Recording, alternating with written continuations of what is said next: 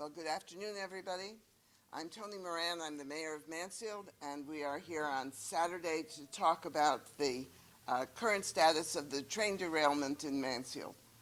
I want to start by pointing out that when accidents like this happen, they happen locally in very specific places, on a person's land, in a town.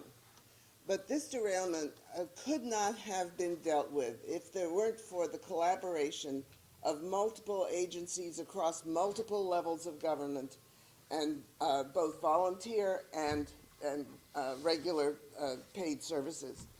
So, for example, the train companies, the New England Central Railroad, owned and operated by the Genesee and Wyoming Railroad. Mansfield was the first responder, but we were supported by Yukon, by Hebron, by Tolland, by Vernon, by Willington, by Tolland County coordinators, by Willimantic Hospital, Wyndham Hospital paramedics.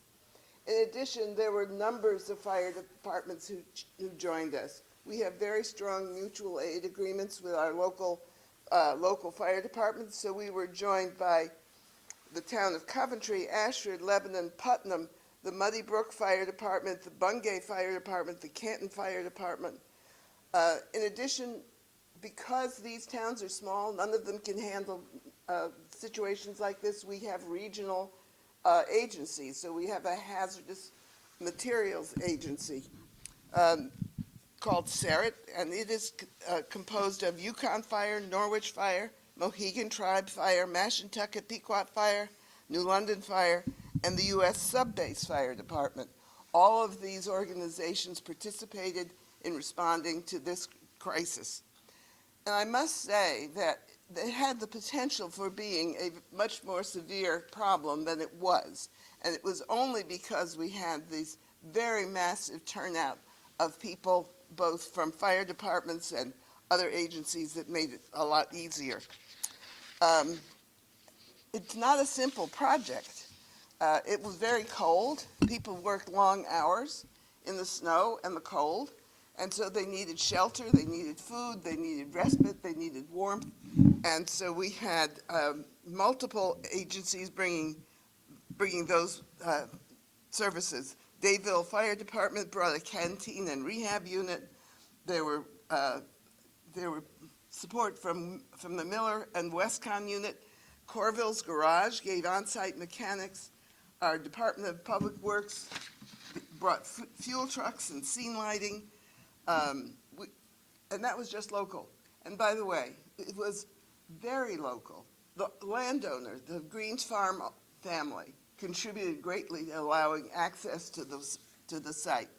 The restaurant Taco brought food, and large amounts of food to feed hungry and cold people. In addition, wait a minute, let me find the second page of the long list. In addition, the town of Chaplin gave scene lighting and generators.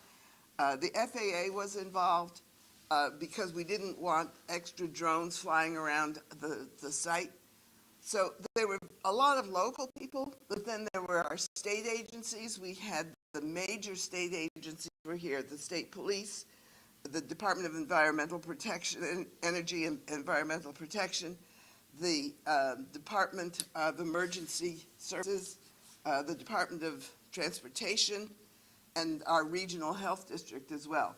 We were in contact with federal people as well. There was contact with EPA, with the Transportation Department, with our two state U.S. senators, and so the support and the expertise and the just plain help came from all directions, from all levels of government. And I really want to extend thanks to every single individual person who contributed to this, whether they did it as a volunteer or as part of their regular job. This was a massive operation, and it is being completed. It is not completed, but it is being completed safely and as efficiently as could be done with 12 or more inches of snow and more coming down and a very cold night. So I'd like to turn it over to our fire chief, Chief Roach, to give you the details and be open for questions at that point. Thank you, Mayor Moran. So again, my name's John Roach, last name spelled R-O-A-C-H-E. I'm the fire chief and incident commander currently on scene. So since the last press briefing yesterday, we've actually made considerable amount of progress thanks to the rail companies and the contractors that have been working and helping out. At this point in time, we're pleased to announce that all of the rail cars have been taken out of the river, off the rail bed. A couple of the cars that could be righted and put back on the tracks have been put back on the tracks. There are several other cars that have been taken. Again, we got them out of the river. They're now upright, secured. They are kind of in a cornfield, but they're in the field, so they're stabilized. They're not moving around. We've got the monitor. There's no leaks detected.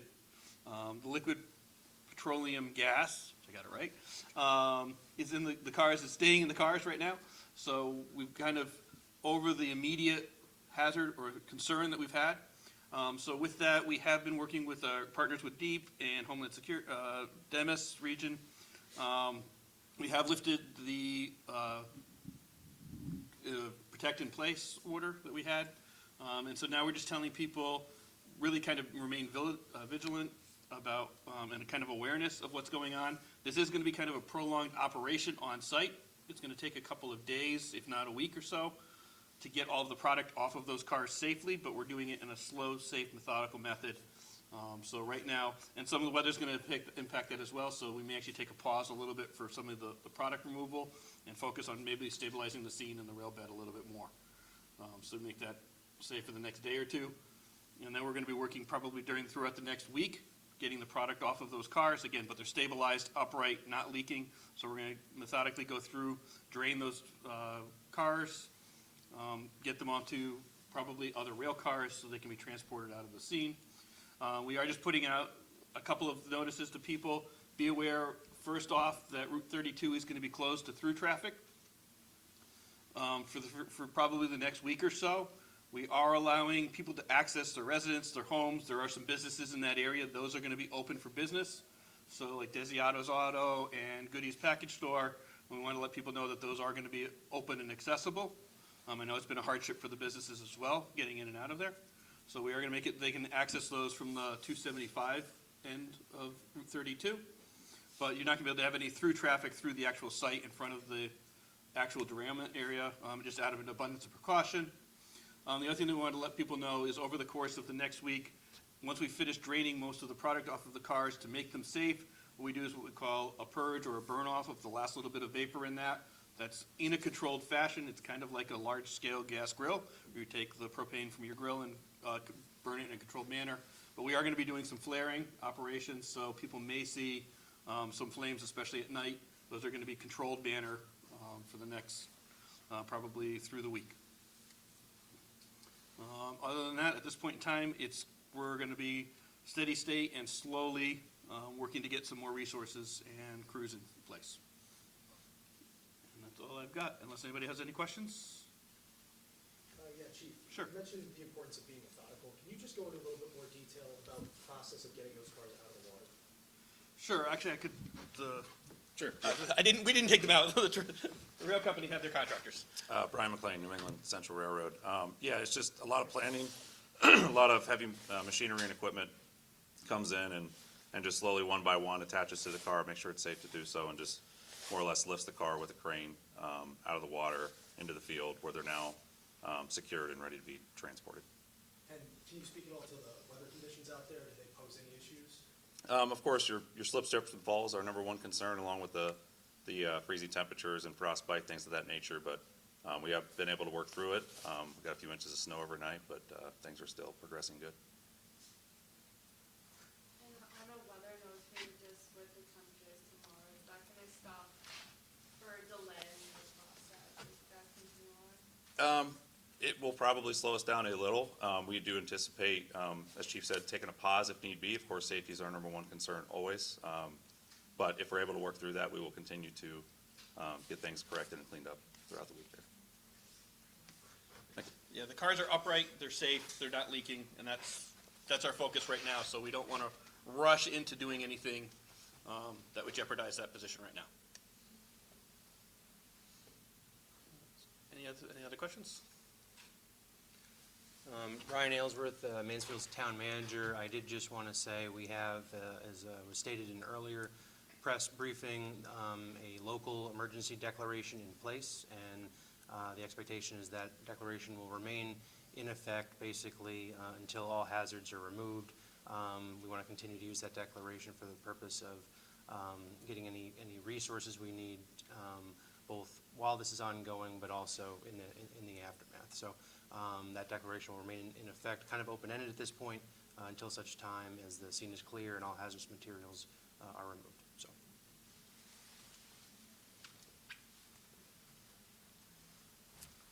Well, thank you very much for coming and for covering this event. I know it's been a significant event in state news. We appreciate the coverage, but we also want everybody to know that this is being handled safely with a great deal of collaboration and cooperation. So thank you very much for your coverage.